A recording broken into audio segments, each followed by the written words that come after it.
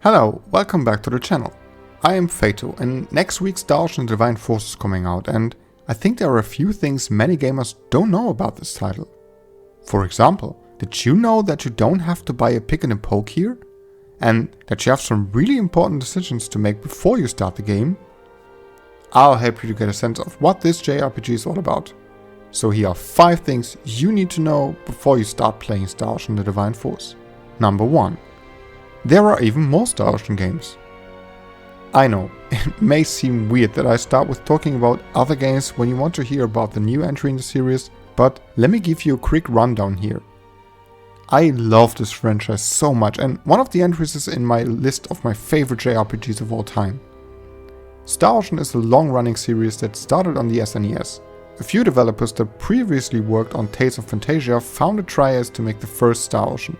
After the success of the first game, a couple more entries have been released. Star Ocean The Second Story on the PS1, Star Ocean Till the End of Time on the PS2 and my personal favorite, then Star Ocean The Last Hope on the PS3 and Xbox 360, and lastly Star Ocean Integrity and Faithlessness on the PS4.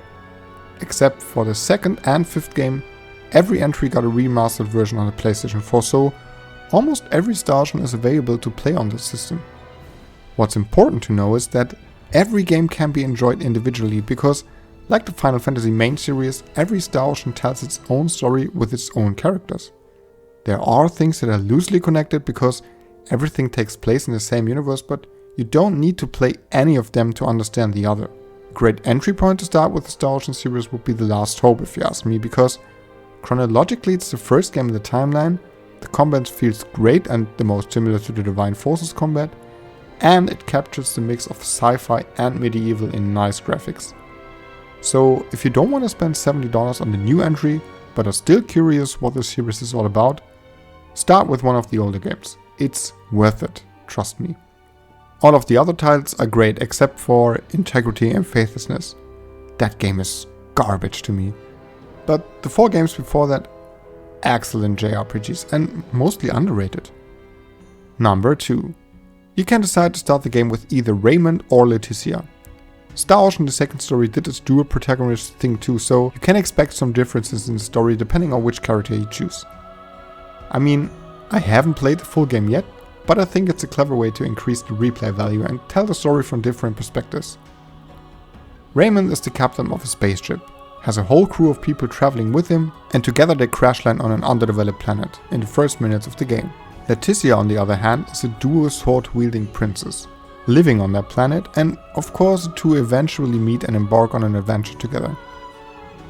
I suppose the party will temporarily split up 1 or 2 times during the story, so your choice from the beginning always feels relevant.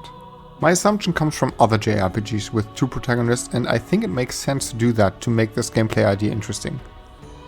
From what I played, all characters are likable, even though Raymond's haircut is ridiculous. But hey, apart from that, I think he is an interesting character. Number 3. Unlike most of the other Star Ocean games, the Divine Force puts a focus on exploration. Not only are the areas way bigger than ever before and contain more treasures and collectibles to find, you also get access to this robot thing called Duma. With that you can dash in basically every direction, fly and hover to places you can't reach by foot. Traveling around like that is fast and super fun, which is great because if exploration and movement is fun on its own, it's unlikely to get bored between battles.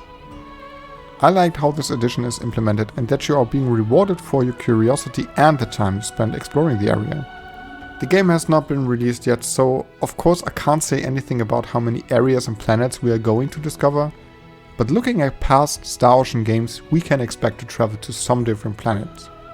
At least I hope so. Number 4. The Star Ocean series always had an action-based combat system, even the first one on the SNES did, and the Divine Force is no exception. You will have access to a party of 4 characters, which is a step back to the more traditional sized parties in JRPGs. I say that because Integrity and Faithlessness had this brilliant idea of bringing every character in your party into battle and making this whole experience a chaotic mess.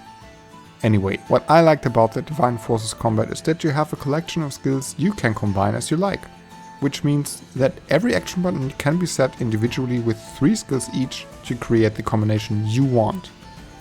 I have never seen that in a JRPG, and we will see how the game expands on this gameplay idea.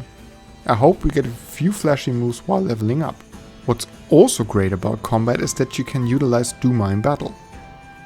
With it, you are able to dash real fast towards your enemy and either directly do devastating damage or change direction to get out of your enemy's sight. That's called a blind sight, which means the enemy can't see you, is basically stunned for a moment, and you deal more damage.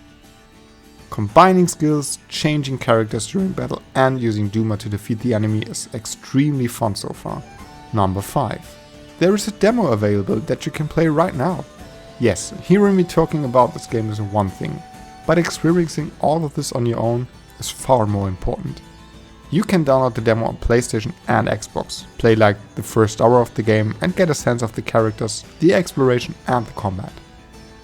So before you buy or pre-order the game, I would recommend trying out that demo. That way you don't have to buy a pick and poke and are less likely to be disappointed by the game. And that's it. 5 things you need to know before you play Star Ocean: The Divine Force. Are you going to play it on release? What is your favorite Star Ocean game? Tell me in the comments and leave a like if you enjoyed this video. Also, I would be happy if you supported me by subscribing. That way you won't miss any of my future reviews, top lists and other fun gaming videos. Thanks so much for watching, have a great day and I'll see you in the next video.